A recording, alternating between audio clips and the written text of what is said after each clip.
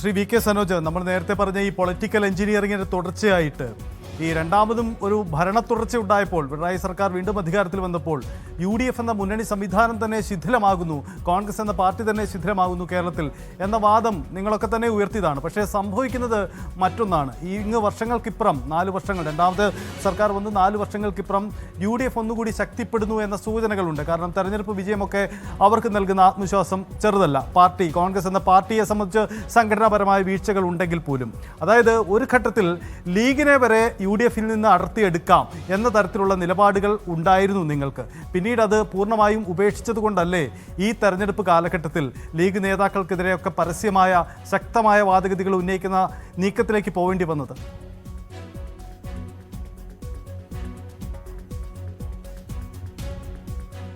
അല്ല, ലീഗിനെ UDF മുന്നണിയിൽ നടത്തിയെടുക്കാം എന്നുള്ളതല്ല. ലീഗിനകത്ത് നിന്ന് UDF നിലപാടുകൾക്കെതിരായി ശക്തമായ വികാരം പല വിഭാഗം ആളുകൾക്കിടയിലും ഉണ്ടായിരുന്നു. അത് വിഷയത്തെ അടിസ്ഥാനപ്പെടുത്തിയിട്ടാണ്. അതിപ്പം നേരത്തെ ദേശീയ തലത്തിൽ കോൺഗ്രസ് എടുക്കുന്ന നിലപാടുണ്ടായിരുന്നു. അതുമായി ബന്ധപ്പെട്ട കാര്യങ്ങളൊക്കെ നമ്മൾ നേരത്തെ ചർച്ച ചെയ്തതാണ്. ഇപ്പം CAA വിഷയത്തിലുള്ള നിലപാട്, അതുമായി ബന്ധപ്പെട്ട സെമിനാറിൽ ഞങ്ങൾ കൂടി പങ്കെടുത്താൽ കൊള്ളാമെന്നുണ്ട് എന്ന ET മുഹമ്മദ് ബഷീറിന്റെ പ്രസ്താവന, കോൺഗ്രസ് പല കാര്യങ്ങളിലും, പ്രത്യേകിച്ച് അയോധ്യ ക്ഷേത്ര നിർമ്മാണവും അതിൻ്റെ ഉദ്ഘാടനമൊക്കെ ബന്ധപ്പെട്ട് കോൺഗ്രസ് ആദ്യം എടുത്ത നിലപാട്, പിന്നീട് ആ നിലപാട് തിരുത്തേണ്ടി വന്നത്. അപ്പം അങ്ങനെയൊക്കെയുള്ള പലവിധത്തിലുള്ള രാഷ്ട്രീയമായിട്ടുള്ള കാര്യങ്ങൾ മുൻനിർത്തി തന്നെ ലീഗിനകത്ത് കടുത്ത അഭിപ്രായ വ്യത്യാസങ്ങളൊക്കെ ഉണ്ടായിട്ടുണ്ട്. അപ്പോൾ ലീഗിനകത്ത് ഉയർന്നു വരുന്ന മതനിരപേക്ഷമായ ഉള്ളടക്കത്തോടുള്ള അഭിപ്രായങ്ങളെ ഞങ്ങൾ അംഗീകരിച്ചിട്ടുണ്ട്. അങ്ങനെ അംഗീകരിച്ച് ഞങ്ങൾ നടത്തിയിട്ടുള്ള പ്രസ്താവനകളെയോ അതുമായി ബന്ധപ്പെട്ട കാര്യത്തെയോ മുൻനിർത്തിയിട്ട് ലീഗിനെ ഇങ്ങോട്ട് എടുക്കുകയാണെന്നൊന്നും വ്യാഖ്യാനിക്കേണ്ട കാര്യമില്ല. ഇവിടെ ഇപ്പോൾ ലീഗിനെതിരായിട്ട് എല്ലാ കാലത്തും CPIM അതിശക്തമായ രാഷ്ട്രീയ വിമർശനം തന്നെ ഉയർത്തിയിട്ടുണ്ട്. ഇവിടെ ഇപ്പോൾ ഉയർത്തിയ വിമർശനം എന്താണ്? ഈ തെരഞ്ഞെടുപ്പിന്റെ ഘട്ടത്തിൽ മുഖ്യമന്ത്രി പറഞ്ഞത് ലീഗ് ആരുടെ തടവറയിലാണ്? ജമാഅത്തെ ഇസ്ലാമിയുടെ തടവറയിലാണ്. ലീഗ് കേരളത്തിൽ നേരത്തെ ഉയർത്തിപ്പിടിച്ച രാഷ്ട്രീയത്തിലും വിഭിന്നമായി ജമാഅത്തെ ഇസ്ലാമി മുന്നോട്ട് വെക്കുന്ന ആശയധാരയെ പിൻപറ്റുന്ന രൂപത്തിലുള്ള അഭിപ്രായങ്ങളാണ് അവർ പറയുന്നത്. അതുമായി ബന്ധപ്പെട്ട പ്രവർത്തനങ്ങളാണ് അവർ നടത്തുന്നത്. അതുകൊണ്ടാണ് മുഖ്യമന്ത്രി നടത്തിയ ഒരു രാഷ്ട്രീയ വിമർശനം അതാ നിലയിൽ അവർ എടുക്കാത്തത്. സാധാരണ നിലയിൽ ലീഗിന്റെ സംസ്ഥാന അധ്യക്ഷനായിട്ടുള്ള ഒരാൾക്ക് നേരെ രാഷ്ട്രീയമായ ഒരു വിമർശനം ഉന്നയിച്ചാൽ അത് രാഷ്ട്രീയമായിട്ടല്ലേ മറുപടി പറയേണ്ടത്. ഇത് രാഷ്ട്രീയമായി മറുപടി പറയേണ്ടതിന് പകരം ഇത് മുസ്ലിം മതത്തിനെതിരായിട്ടുള്ള അതിക്രമമായി ചിത്രീകരിക്കുന്നു. അതുമായി ബന്ധപ്പെട്ട പ്രകോപനപരമായിട്ടുള്ള പ്രസംഗങ്ങൾ മറുഭാഗത്തുണ്ടാവുന്നു.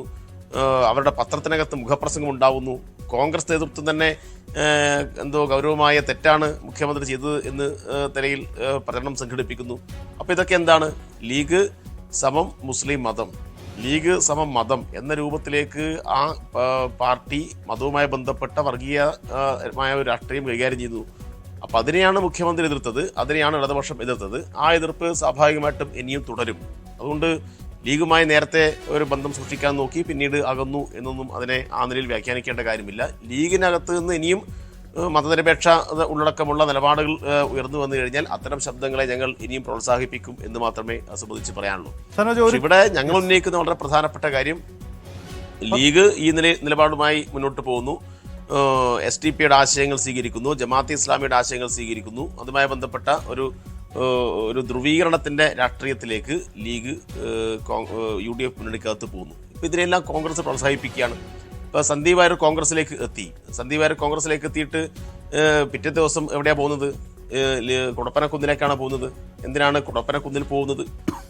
സ്വാഭാവികമായിട്ടും UDF മുന്നണി നേതൃത്വം അതുമായി ബന്ധപ്പെട്ട ധാരാളം ആളുകളുണ്ടല്ലോ. അപ്പോൾ കോൺഗ്രസിന്റെ ഹൈക്കമാൻഡായിട്ട് പലപ്പോഴും ലീഗ് മാറുന്നു എന്ന് നമ്മൾ കാണുകയാണ്. അപ്പോൾ അവിടെ പോയി അവരുടെ സമ്മതം വാങ്ങിക്കഴിഞ്ഞാലേ എനിക്ക് കോൺഗ്രസ്സുകാരനായി തുടരാൻ വേണ്ടി കഴിയൂ, അല്ലെങ്കിൽ ആ പാർട്ടിയിൽ എനിക്ക് നിൽക്കാൻ വേണ്ടി കഴിയൂ എന്ന രൂപത്തിലേക്കാണ് ആ പാർട്ടിയിലേക്ക് കൂടുമാറിപ്പോകുന്ന ആളുകൾ ഉൾപ്പെടെ ചിന്തിക്കുന്നത് നമ്മൾ കണ്ടതാണ്. അപ്പം അങ്ങനെ പല പ്രശ്നങ്ങളും ലീഗുമായി ബന്ധപ്പെട്ട് നമ്മൾ ഈ ഇലക്ഷനകത്ത് ചർച്ച ചെയ്തിട്ടുണ്ട്.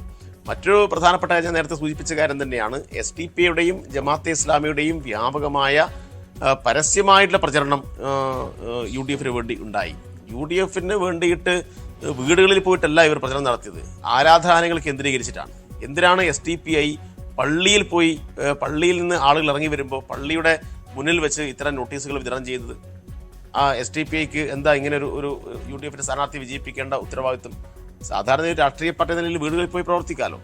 അപ്പോൾ ഇതെല്ലാം മതവുമായി ചേർത്താണ് കാര്യങ്ങൾ മുന്നോട്ട് പോകുന്നത്. ആരാധനാലയങ്ങൾ UDFന്റെ പ്രചരണത്തിന്റെ ഒരു കേന്ദ്രമാക്കി മാറ്റാൻ SDPI ശ്രമിച്ചിട്ടുണ്ട്. അതിനെ ഒന്നും തള്ളിപ്പറയാൻ കോൺഗ്രസിന്റെയോ UDFന്റെയോ നേതൃത്വമോ സ്ഥാനാർത്ഥിയോ തയ്യാറായിട്ടില്ല. ആവർത്തിച്ച് കേരളത്തിലെ മാധ്യമ പ്രവർത്തകർ ചോദിക്കുന്നുണ്ട്, രാഷ്ട്രീയ പാർട്ടിയുടെ ആളുകൾ ചോദിക്കുന്നുണ്ട്, എന്താണ് നിങ്ങളുടെ നിലപാട്? ഞങ്ങൾക്ക് വർഗീയ കക്ഷികളുമായി വിയോജിപ്പാണ്, ഞങ്ങൾക്ക് ജമാഅത്തെ ഇസ്ലാമിയായി വോട്ട് കച്ചവടവുമില്ല, ഞങ്ങൾക്ക് SDPI ബന്ധമില്ല എന്ന് പറയാൻ ഇവർ ഇതുവരെ തയ്യാറായിട്ടില്ല. അതുകൊണ്ടാണ് SDPI വളരെ ആവേശത്തോടു കൂടി ഈ ഇലക്ഷനകത്ത് റിസൾട്ട് വന്നപ്പോൾ ഉടൻ തന്നെ പാലക്കാട് ടൗണിൽ വലിയ പ്രകടനവുമായി SDPIയുടെ കൊടിയെടുത്ത് പ്രകടനം നടത്തി ചിത്രം നമ്മൾ കണ്ടത്. അപ്പോൾ ഇത് അപകടകരമായ ഒരു സൂചനയായിട്ട് നമ്മൾ ഇതിനെ കാണേണ്ടതുണ്ട്. അതുകൊണ്ട് ലീഗ് ഇതിനെ പ്രോത്സാഹിപ്പിക്കുന്നു, കോൺഗ്രസ് പാർട്ടി പ്രോത്സാഹിപ്പിക്കുന്നു. ഇവരെല്ലാം കൂടി ചേർന്നിട്ട് ഇടതുപക്ഷത്തിനെതിരായിട്ട് വിശാലമായൊരു സഖ്യം ഉണ്ടാക്കിയിരിക്കുന്നു. 1957 പ്രഥമ EMSന്റെ മന്ത്രിസഭയെ അട്ടിമറിക്കാൻ വേണ്ടി അന്നുണ്ടാക്കിയിട്ടുള്ള ഇത്തരം ശക്തികളുടെ ഒരു മുന്നണിയുണ്ട്. ആ മുന്നണിയെ ഓർമ്മപ്പെടുത്തുന്ന രൂപത്തിലുള്ള ഒരു സംവിധാനത്തിലേക്ക് ഇവർ വളരുകയാണ്. പക്ഷേ ഇടതുപക്ഷത്തിന് അങ്ങനെ പരിക്ക് പറ്റുന്ന പ്രശ്നമില്ല. ഇടതുപക്ഷത്തിന് പരിക്ക് ഉണ്ടാവുമായിരുന്നെങ്കിൽ ചേലക്കരയിൽ പരിക്ക് പറ്റേണ്ടതാണ്. പാലക്കാടിന്റെ കാര്യം പറഞ്ഞാൽ പാലക്കാട് ഞങ്ങൾ 3-ാം സ്ഥാനത്താണ്. പാലക്കാട് ഞങ്ങൾക്ക് രാഷ്ട്രീയമായിട്ട് ഒരു പരിക്കും പറ്റിയിട്ടില്ല. പാലക്കാട് വോട്ട് കൂടിയിട്ടേ ഉള്ളൂ. പാലക്കാട് ഞങ്ങൾ പ്രതീക്ഷിച്ചതിലും വോട്ട് കൂടിയിട്ടുണ്ട്. പാലക്കാട് ഞങ്ങൾക്ക് വലിയ രൂപത്തിൽ മുന്നോട്ട് പോകാൻ കഴിഞ്ഞിട്ടില്ല എന്നൊരു ഒരു കാര്യമുണ്ട്. പക്ഷേ പാലക്കാട് ഞങ്ങൾക്ക് തിരിച്ചടി ഉണ്ടായിട്ടില്ല. അപ്പൊ ചേലക്കരയിൽ ഞങ്ങൾ വിജയിക്കുന്നു. അപ്പൊ UDFന് എന്തെങ്കിലും തരത്തിൽ രാഷ്ട്രീയമായ വിജയം എന്ന് അവർക്ക് അവകാശപ്പെടണമെങ്കിൽ ഒന്നുകിൽ ചേലക്കരയിൽ ഭൂരിപക്ഷം കുറപ്പിക്കാൻ 2024 ലോകസഭയിലേക്കാൾ ഭൂരിപക്ഷം കുറപ്പിക്കാൻ UDFന് കഴിയണമായിരുന്നു. അത് കഴിഞ്ഞിട്ടില്ല.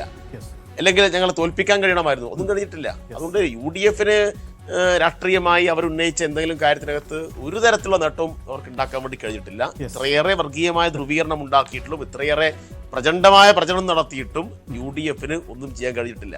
മറ്റൊരു കാര്യം, കേന്ദ്ര ഗവൺമെന്റ് വലിയ രൂപത്തിൽ സാമ്പത്തിക ഉപരോധം ഇവിടെ ഏർപ്പെടുത്തി. ഇവിടെയുള്ള പെൻഷൻ പദ്ധതികൾ മുടക്കാൻ നോക്കി, വികസന പ്രവർത്തനങ്ങൾ അട്ടിമറിക്കാൻ നോക്കി, ദേശീയപാത വികസനം അട്ടിമറിക്കാൻ നോക്കി. ഇങ്ങനെ കേന്ദ്ര ഗവൺമെന്റിനെ കൊണ്ട് കഴിയാവുന്ന രൂപത്തിലുള്ള എല്ലാ പ്രവർത്തനവും, വയനാട് ദുരന്തവുമായി ബന്ധപ്പെട്ട പ്രശ്നം വന്നപ്പോൾ ഒരു പൈസ പോലും ഇങ്ങോട്ട് കൊടുക്കാതെ ഉപരോധം ഏർപ്പെടുത്തി. ഇത്രമാത്രം സാമ്പത്തികമായ ഞെരുക്കം സംസ്ഥാന ഗവൺമെന്റ് അനുഭവിക്കുമ്പോഴും ജനങ്ങളെ ആ കാര്യങ്ങൾ ബോധ്യപ്പെടുത്താൻ ഞങ്ങൾ കഴിഞ്ഞു എന്നുള്ളതാണ്. പക്ഷേ ഈ വിഷയത്തിൽ ലോക്സഭാ തെരഞ്ഞെടുപ്പിന് ശേഷം ഞങ്ങൾ നടത്തിയ നിരന്തരമായിട്ടുള്ള പ്രചരണം ജനങ്ങൾക്ക് ബോധ്യപ്പെട്ടു. യാഥാർത്ഥ്യത്തെ മനസ്സിലാക്കാൻ ജനങ്ങൾ കഴിഞ്ഞു എന്നും നമുക്ക് ഈ ഇലക്ഷൻ അതാണ് സാഹചര്യം. എന്തായാലും അവകാശവാദം മുക്കാൻ രണ്ട് കക്ഷികൾക്കും ഒരുപാടുണ്ട്. പക്ഷേ പാലക്കാട് വലിയ വിജയം ഉണ്ടാകുമ്പോഴും SDPIയുടെ പിന്തുണ അത് UDF എങ്ങനെ വിശദീകരിക്കുമെന്ന പ്രധാനപ്പെട്ട ചോദ്യം കൂടിയുണ്ട്. എന്തായാലും ഇടതുപക്ഷം അത് ആയുധമാക്കുകയാണ്. കേരളം കാത്തിരുന്ന ഉപതെരഞ്ഞെടുപ്പ് ഫലം വലിയ ദിശാസൂചികകൾ നൽകുന്നുണ്ട്. അത് തദ്ദേശ തെരഞ്ഞെടുപ്പിലേക്കാണ്, മറുവശത്തത് നിയമസഭാ തെരഞ്ഞെടുപ്പിലേക്കാണ്. UDF എന്ന മുന്നണി സംവിധാനത്തിന് കൂടുതൽ കെട്ടുറപ്പോടെ മുന്നോട്ട് പോകാൻ കഴിയുമോ? സംസ്ഥാനത്തും വീണ്ടും ഒരു ഭരണ തുടർച്ച ഉണ്ടാക്കാൻ ഇടതുപക്ഷത്തിന് കഴിയുമോ? എന്താണ് ഈ ഉപതെരഞ്ഞെടുപ്പ് ഫലം നൽകുന്ന സൂചന? വിശദമായ ചർച്ചയാണ് നമ്മൾ കണ്ടത്. പൂർണ്ണമാവുന്നു.